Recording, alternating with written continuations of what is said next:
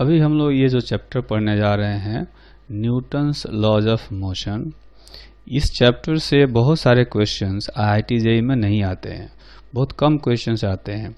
लेकिन इस चैप्टर का इम्पोर्टेंस इसलिए ज़्यादा है क्योंकि इसके कॉन्सेप्ट पूरे फिज़िक्स में हर चैप्टर में आते हैं, हर चैप्टर में यूज़ होता है इसका कॉन्सेप्ट, है ना।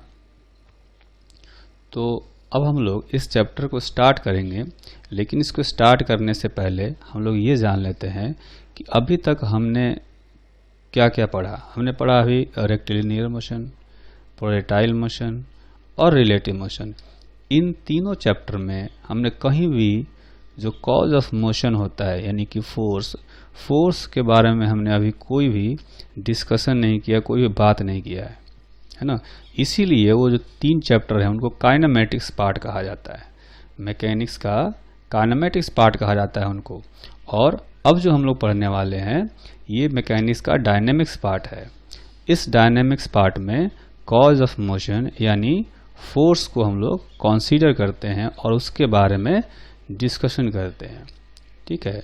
तो अब हम लोग शुरू करते हैं, और उसको शुरू करने के लिए पहले हमें जानना होगा कि फोर्स क्या होता है ना। तो फोर्स का पहले डेफिनेशन जान लेते हैं। It is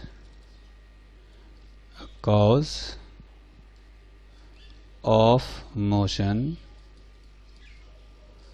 which when applied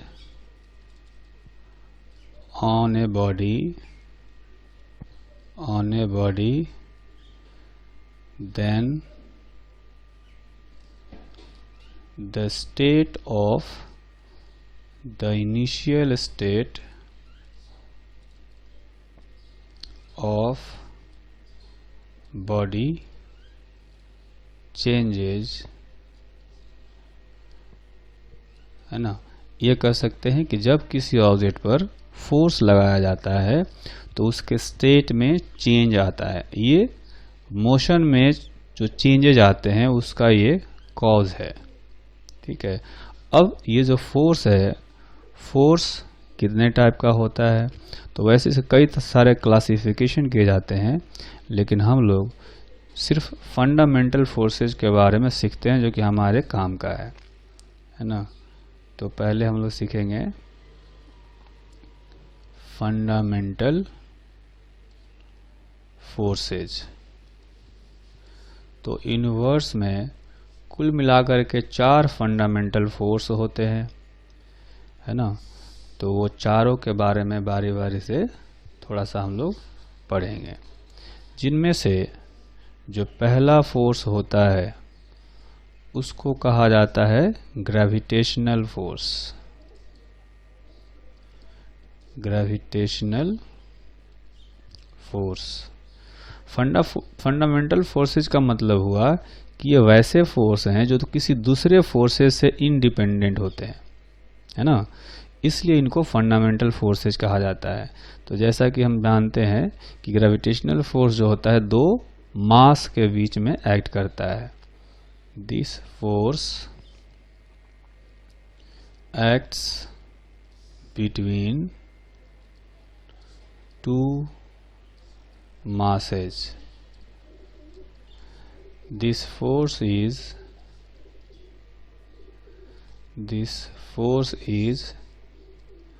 weakest force in universe। सबसे वीक फोर्स है। जैसे कि अगर कहें कि 2 पॉइंट मास है अपने पास, दोनों के बीच का सेपरेशन r है, तो ये जो फोर्स आएगा ग्रेविटेशनल फोर्स उसको हम लोग लिखते हैं Gm1m2 डिवाइडेड बाई r², है ना। और ये जो फोर्स है अट्रैक्टिव नेचर का होता है, ठीक। उसी तरह से एक और फंडामेंटल फोर्स होता है जिसको कि कहा जाता है इलेक्ट्रोमैग्नेटिक फोर्स, ठीक है। This force acts between two charges। जैसा कि हम लोग जानते हैं इलेक्ट्रिक फोर्स और magnetic force, electric force Coulomb's law से एक्सप्लेन करते हैं, है ना। तो ये जो फोर्सेज होते हैं इनको कंबाइन करके इलेक्ट्रोमैग्नेटिक फोर्स कहा जाता है, ठीक है। तो ये जो फोर्स है ये ग्रेविटेशनल फोर्स से थोड़ा सा बड़ा होता है, लेकिन जो है ये बाकी जो न्यूक्लियर फोर्स है न्यूक्लियर फोर्स से छोटा होता है, ठीक है।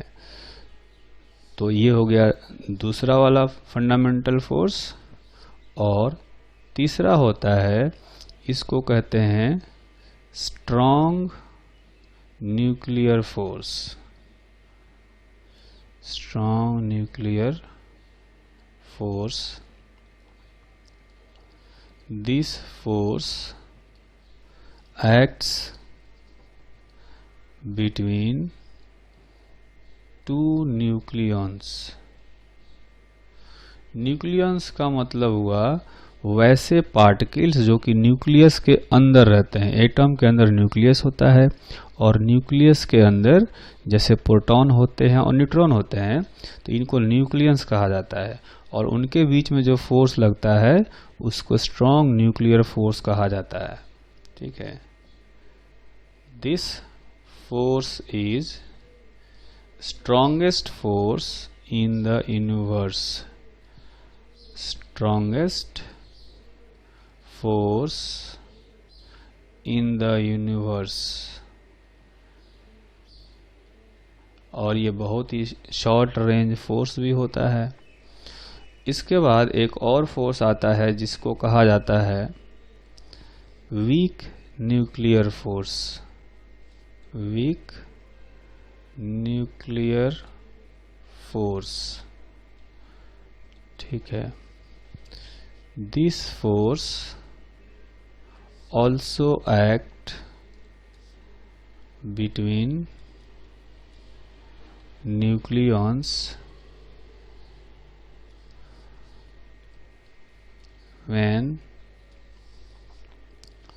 when a neutron breaks into proton and beta particle. जब बीटा इमिशन होता है, जब रेडियो एक्टिविटी होती है न्यूक्लियस के अंदर और बीटा पार्टिकल इमिट होता है, उसमें एक न्यूट्रॉन टूटता है और एक प्रोटॉन और एक बीटा पार्टिकल प्रोड्यूस होते हैं।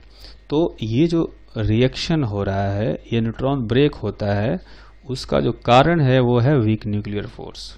ये जो वीक न्यूक्लियर फोर्स है वो स्ट्रॉन्गेस्ट न्यूक्लियर फोर्स से थोड़ा सा वीक होता है। ये भी शॉर्ट रेंज फोर्स होता है, ठीक। तो ये तो हो गए 4 फंडामेंटल फोर्सेज। और इसके अलावा और कई सारे फोर्सेज होते हैं, जिनमें से कुछ इम्पॉर्टेंट फोर्सेज हैं जिनको हमें पढ़ना चाहिए, जो बार बार यूज में आते हैं, है ना। ये डिपेंडेंट फोर्सेज हैं। तो इनमें से एक पढ़ेंगे जिसको कहा जाता है नॉर्मल फोर्स, है ना। इस चैप्टर में हर जगह नॉर्मल फोर्स का यूज आता है।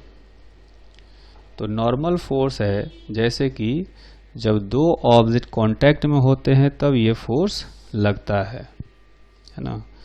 तो यहाँ पर इस फोर्स के बारे में कुछ इम्पोर्टेंट पॉइंट्स लिखते हैं। This force acts when 2 objects are in contact, है ना। एक फिगर बनाकर अगर देखें, जैसे एक ब्लॉक है और इस ब्लॉक के ऊपर एक दूसरा ब्लॉक हमने रख दिया, है ना। तो ये दोनों ब्लॉक्स जो हैं एक दूसरे पर नॉर्मल फोर्स अप्लाई करते हैं, है ना। ये वाला फोर्स ऊपर वाले पर लगाएगा इधर, और ये वाला ऊपर वाला नीचे वाले पे लगाएगा। अगर इनको अलग अलग करके देखें, है ना, तो ये जो छोटा सा ब्लॉक है एम मास का और एक बड़ा सा ब्लॉक है कैपिटल एम मास का, तो ये एक दूसरे पर नॉर्मल फोर्स लगाते हैं, है ना। ये जो है नीचे वाला ऊपर वाले पर फोर्स लगाएगा ऐसे, और ऊपर वाला नीचे वाले पर फोर्स लगाएगा नीचे की तरफ ऐसे, ठीक है। यही फोर्स हमने ऐसे दिखाया यहाँ पर। तो एक्चुअली में ये फोर्स पॉइंट ऑफ कांटेक्ट पर लगता है, ठीक। तो पहला पॉइंट ये हो गया कि ये तभी लगता है जब दो ऑब्जेक्ट्स कांटेक्ट में हो, ठीक। दूसरा पॉइंट होता है this force act in the direction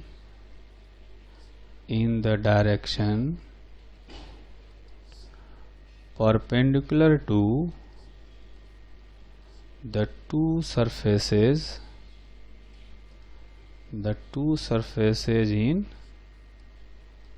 contact। अब देखेंगे कि यहाँ पर, जैसे यहाँ पर देखें तो ये दोनों ब्लॉक का प्लेन ऑफ कांटेक्ट ये है, ठीक है। तो इसको मैं लिखता हूँ प्लेन ऑफ कांटेक्ट। तो प्लेन ऑफ कांटेक्ट के बिल्कुल परपेंडिकुलर डायरेक्शन में नॉर्मल फोर्सेज लग रहे हैं, ठीक। तीसरा इंपॉर्टेंट पॉइंट है इसमें कि दिस फोर्स इज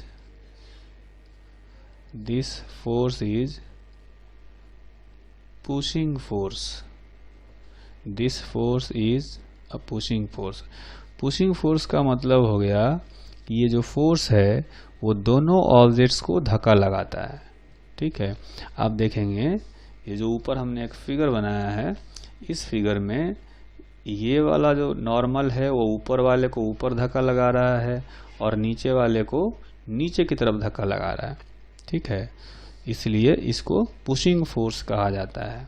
इसमें एक चीज और ऐड कर सकते हैं कि नॉर्मल फोर्स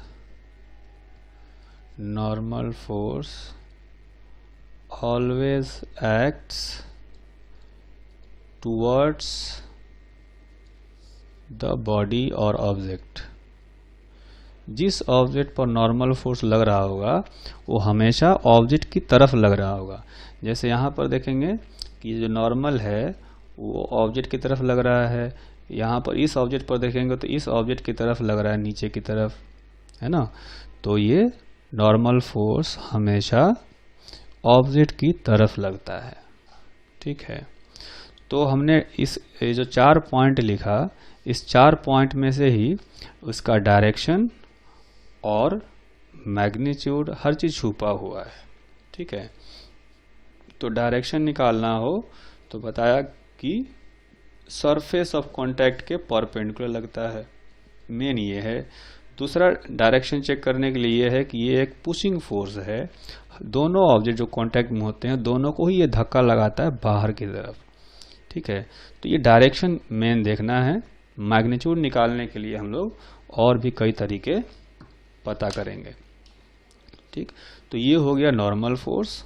और इसमें एक चीज और कह सकते हैं कि ये जो नॉर्मल फोर्स है ये बेसिकली इलेक्ट्रोमैग्नेटिक नेचर का होता है। It is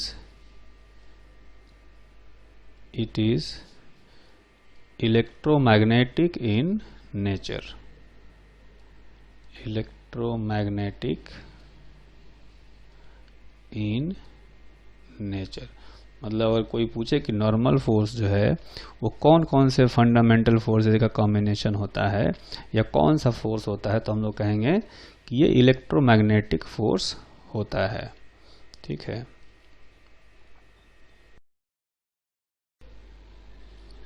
और नॉर्मल फोर्स के बाद एक बहुत ही इम्पोर्टेंट फोर्स होता है जिसको कि कहा जाता है टेंशन फोर्स, है ना। तो नॉर्मल फोर्स के बाद हम लोग पढ़ते हैं टेंशन फोर्स के बारे में, है ना। तो दूसरा फोर्स जो है वो है टेंशन फोर्स। टेंशन फोर्स कब लगेगा? जैसे कि आप देख सकते हैं कि एक सपोर्ट है और सपोर्ट से हमने एक स्ट्रिंग लटका दिया है ना, और इस स्ट्रिंग का जो दूसरा एंड है वो किसी ब्लॉक से अटैच्ड है। ठीक, तो देखेंगे कि ये जो स्ट्रिंग है, इस स्ट्रिंग में टेंशन आएगा। टेंशन का मतलब है कि हिंदी में कहें तो खिंचाव कहा जाता है इसको, कि ये सपोर्ट भी रस्सी को खींच रहा होगा, स्ट्रिंग को खींच रहा होगा, और ये ब्लॉक भी उस स्ट्रिंग को खींच रहा होगा, है ना। अच्छा, साथ में ये जो स्ट्रिंग है ये सपोर्ट को नीचे खींच रहा होगा, ब्लॉक को ऊपर खींच रहा होगा, इसलिए इसको टेंशन फोर्स कहा जाता है। तो टेंशन फोर्स का जो मेन पॉइंट्स हैं उनको पहले समझते हैं। तो पहले कहा जाता है कि ये जो टेंशन फोर्स है ये भी एक इलेक्ट्रोमैग्नेटिक फोर्स है। It is an electromagnetic force. ठीक, इलेक्ट्रोमैग्नेटिक फोर्स हो गया, जैसे कि नॉर्मल फोर्स था वो भी इलेक्ट्रोमैग्नेटिक था। अच्छा, जो टेंशन फोर्स है ये हमेशा स्ट्रिंग के या रॉड के पैरेलल लगता है। Tension force always acts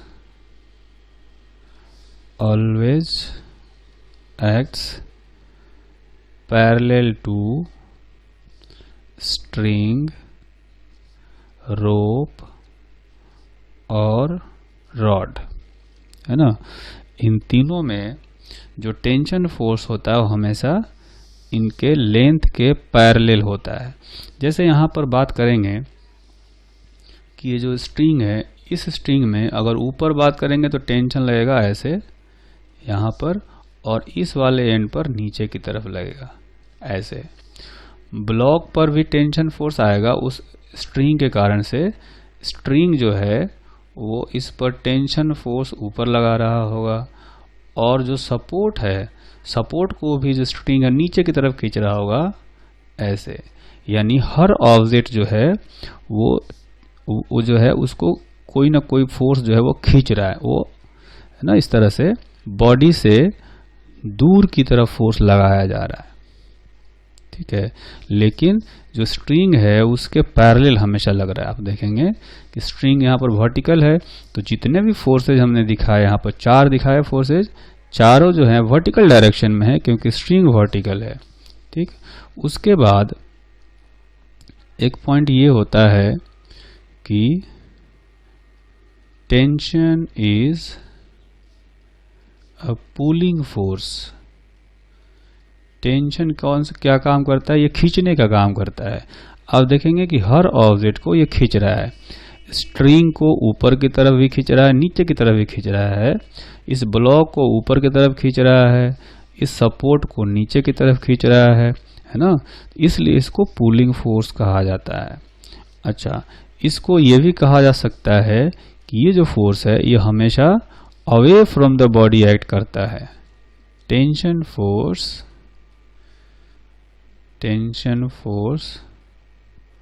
always acts away from the body. जो ऑब्जेक्ट है उससे दूर की तरफ फोर्स लगेगा।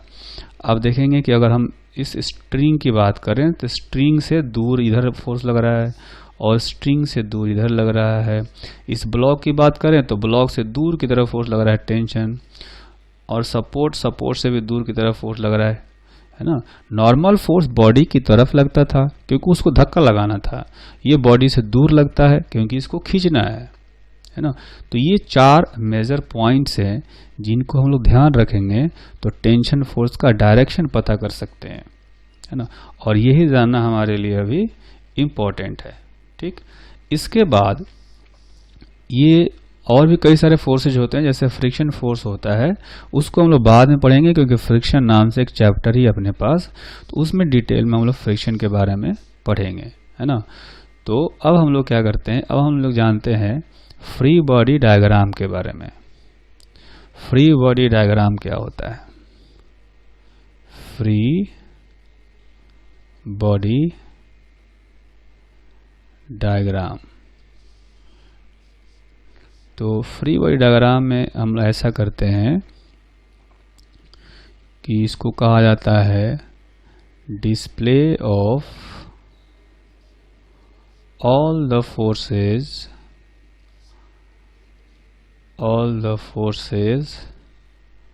acting on the system applied by surrounding, है ना, applied by surrounding। अब यहाँ पर दो नए वर्ड्स आ गए, एक तो सिस्टम और दूसरा सराउंडिंग। सिस्टम क्या होता है और सराउंडिंग क्या होता है? सिस्टम होता है, सिस्टम उस बॉडी को कहते हैं जिसका हम लोग की मोशन स्टडी कर रहे होते हैं। A body which is under study, मतलब कि जिसके मोशन को हम लोग स्टडी कर रहे हैं वो हमारा सिस्टम होता है।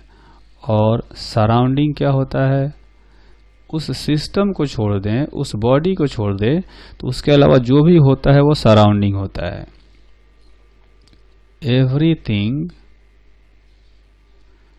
Everything other than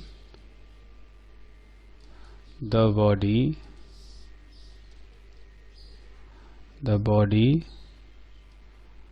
under study is collectively known as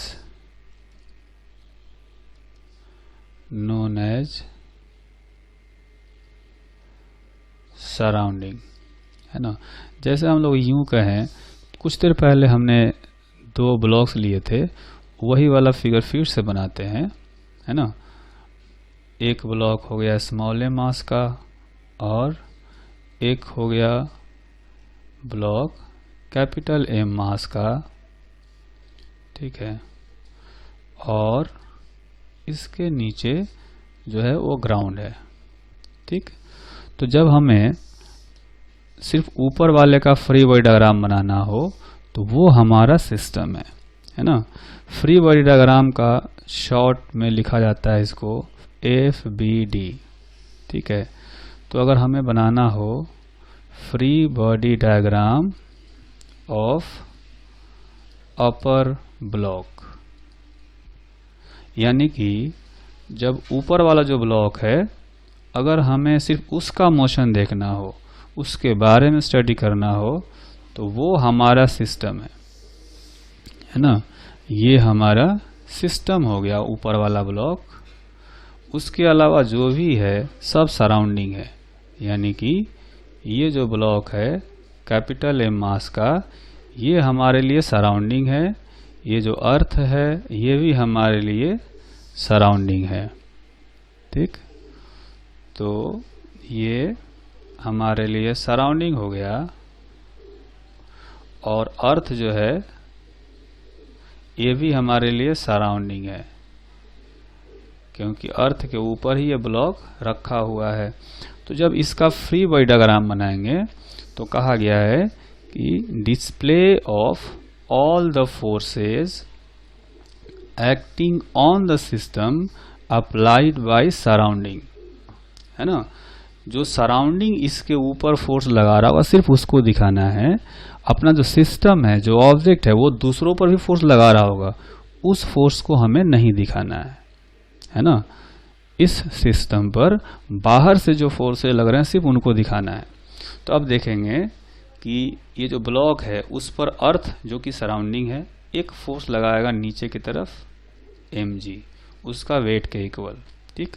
अच्छा, ये जो नीचे वाला ब्लॉक है ये भी सराउंडिंग है, तो ये उस पर एक फोर्स लगाएगा नॉर्मल फोर्स, चूंकि कांटेक्ट में है तो धक्का लगाएगा, ये नॉर्मल फोर्स हो गया, ठीक है। और अगर यूं कहें कि अगर हम लोग एटमॉस्फेरिक प्रेशर को कंसीडर करते हैं तो एटमॉस्फेरिक प्रेशर एक फोर्स लगेगा, वो भी जो है उसको भी हम लोग चाहे तो दिखा सकते हैं, ठीक है। लेकिन अभी इस चैप्टर में हम लोग ये सारे एयर फ्रिक्शन, या एयर के कारण से फोर्स या सबको नेग्लेक्ट करते हैं हम लोग। तो यहाँ पर दो फोर्सेज आ गए, एक तो नॉर्मल फोर्स जो कि ये ब्लॉक लगा रहा होगा, और ये अर्थ जो एक फोर्स लगा रहा होगा mg, ये दो फोर्सेज आ गए। तो ये दो फोर्सेज हमने दिखा दिया। तो ये जो है ये हमने इस ब्लॉक का फ्री बॉडी डायग्राम बना दिया।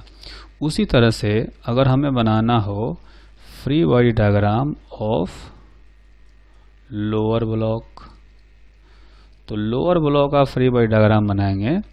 तो जो लोअर ब्लॉक है वो हमारा सिस्टम है, ठीक है, और जो छोटा वाला ब्लॉक है ये हमारा सराउंडिंग होगा, जो अर्थ है ये भी सराउंडिंग होगा, है ना।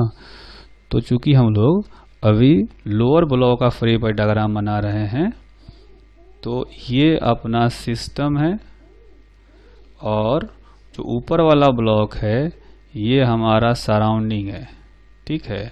साथ में जो नीचे अर्थ है ये भी सराउंडिंग है। तो सराउंडिंग जो जो फोर्सेज लगाएगा उसको हमें दिखाना है। तो इस ब्लॉक पर अर्थ एक फोर्स लगाएगा नीचे, कैपिटल mg, है ना, और अर्थ एक नॉर्मल फोर्स भी लगाएगा ऊपर की तरफ, उसको दिखा देते हैं n1। ऊपर वाला जो ब्लॉक है वो भी इस पर एक नीचे की तरफ फोर्स लगाएगा, उसको दिखा देते हैं n2। तो कुल मिलाकर के ये तीन फोर्सेज इस पर लगेंगे, है ना। ये जो सिस्टम है अपना, ये जो ब्लॉक है ये भी ऊपर वाले पर फोर्स लगा रहा था जो हमने यहाँ दिखाया था, लेकिन अभी यहाँ नहीं दिखाया, है ना। तो जिसका फ्री बॉडी डायग्राम बना रहे होते हैं वो दूसरों पर क्या फोर्स लगाता है वो नहीं दिखाना है, बाहर से उस पर जो फोर्सेज लग रहे होते हैं सिर्फ उसको दिखाना होता है, ठीक है। तो ये चीज हमें हमेशा याद रखना है जब भी फ्री बॉडी डायग्राम बनाएंगे, तो है ना। तो कुछ फ्री बॉडी डायग्राम बनाने वाले क्वेश्चंस देखते हैं, जिसमें से इधर हमने कुछ डायग्राम बनाए हुए हैं।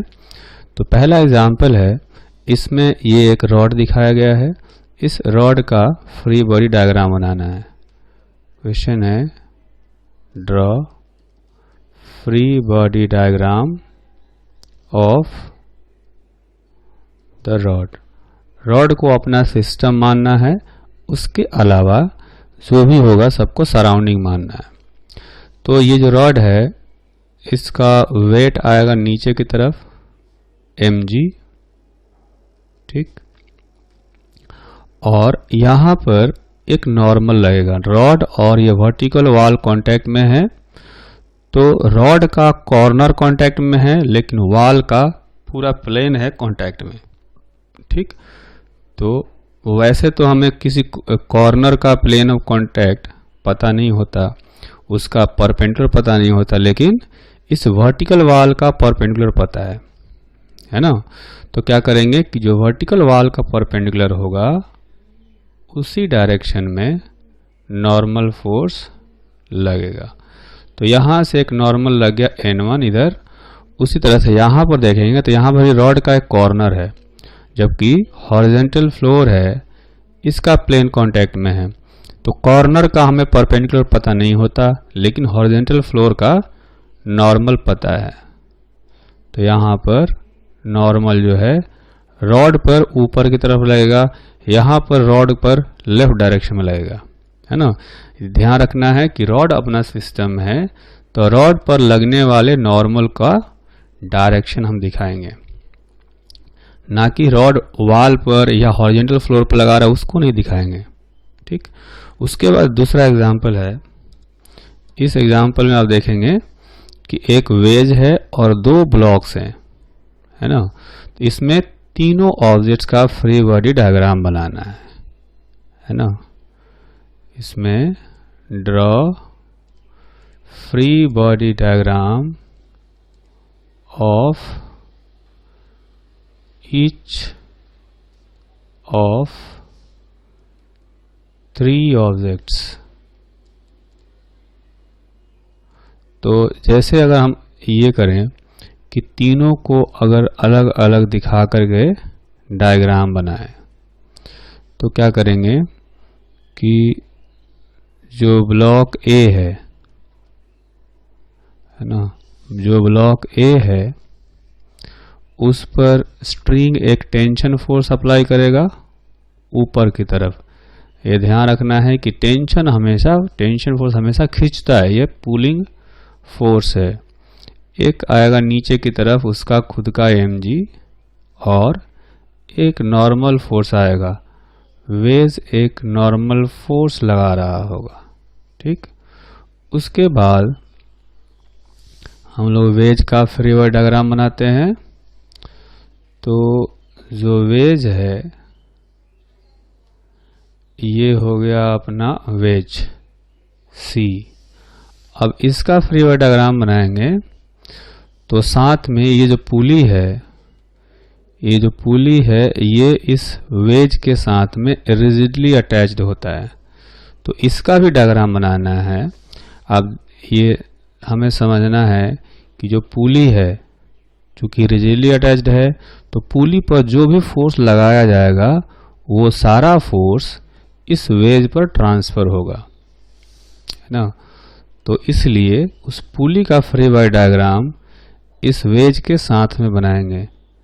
तो यहाँ पर स्ट्रिंग के पैरेलल एक टेंशन फोर्स आएगा T इधर, एक टेंशन फोर्स आएगा T इधर, साथ में यहाँ से एक नॉर्मल फोर्स आएगा, है ना। इसको मान लेते हैं कि एन बी है या इसको हम लोग एन डैश कर देते हैं। ठीक है, ये हो गया एन डैश। अच्छा, ये चूंकि वेज ने इस ए पर एक नॉर्मल लगाया है तो जो ब्लॉक ए है वो भी वेज पर एक नॉर्मल लगाएगा N.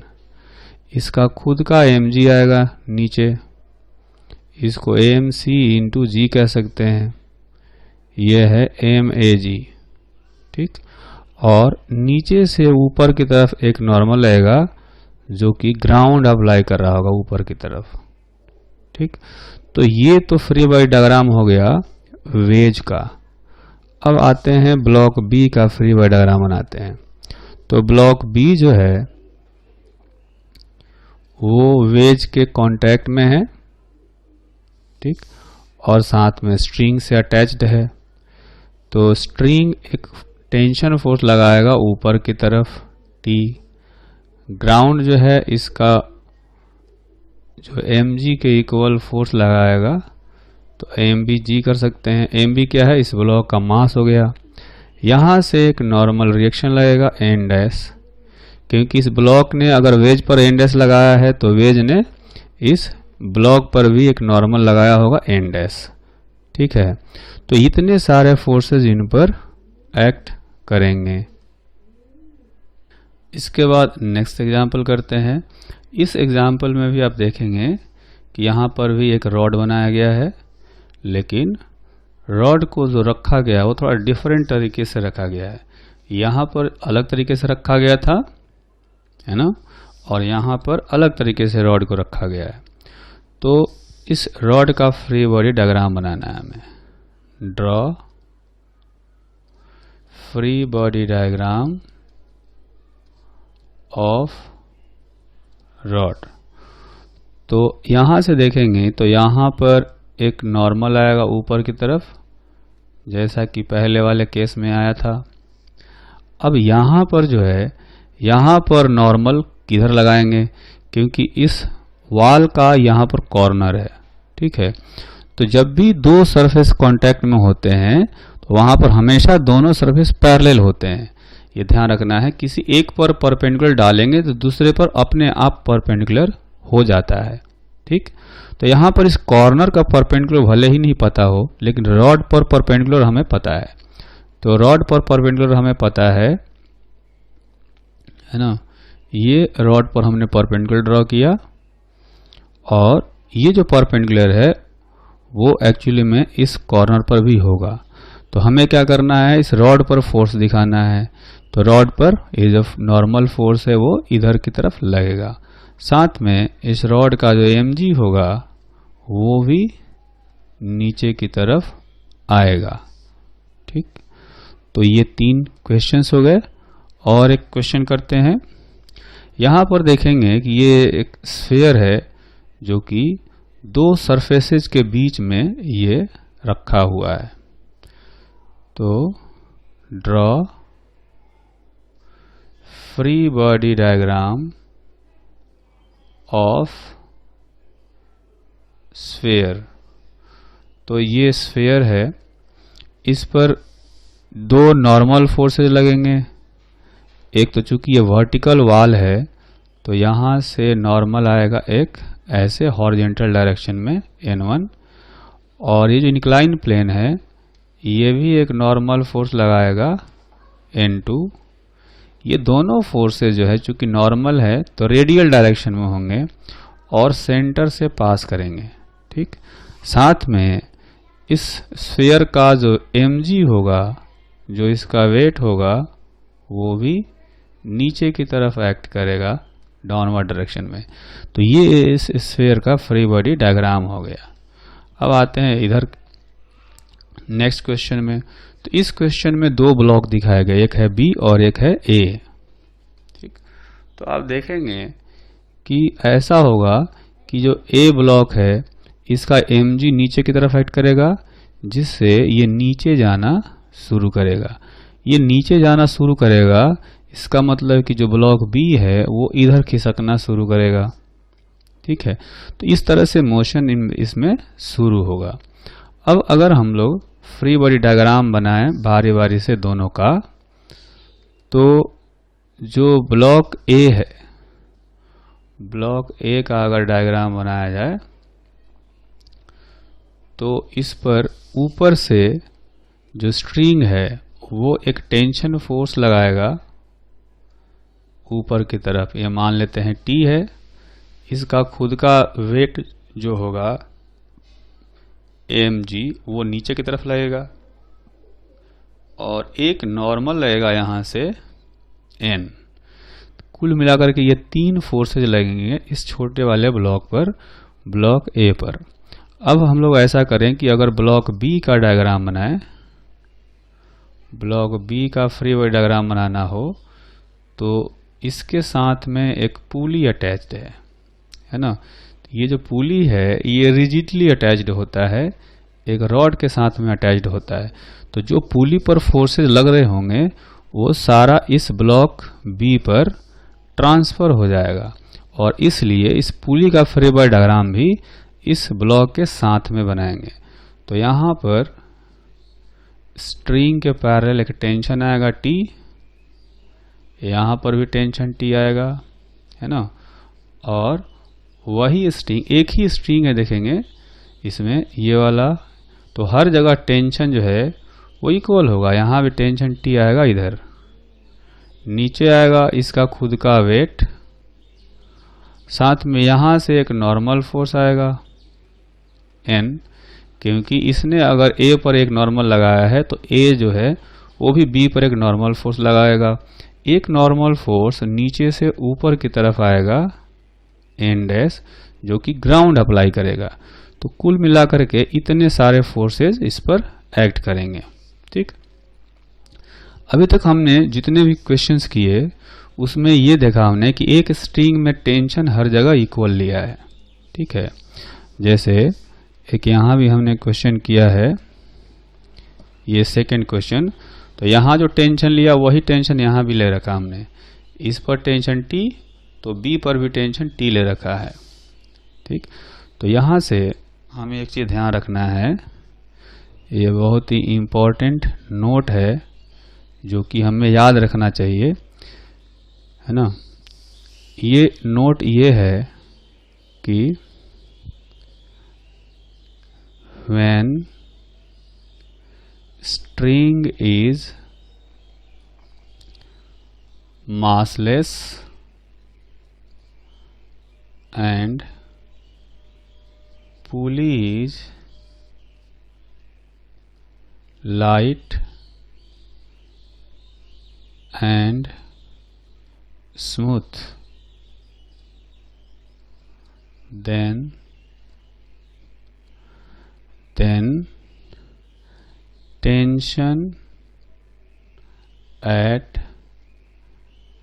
every point on same string are equal।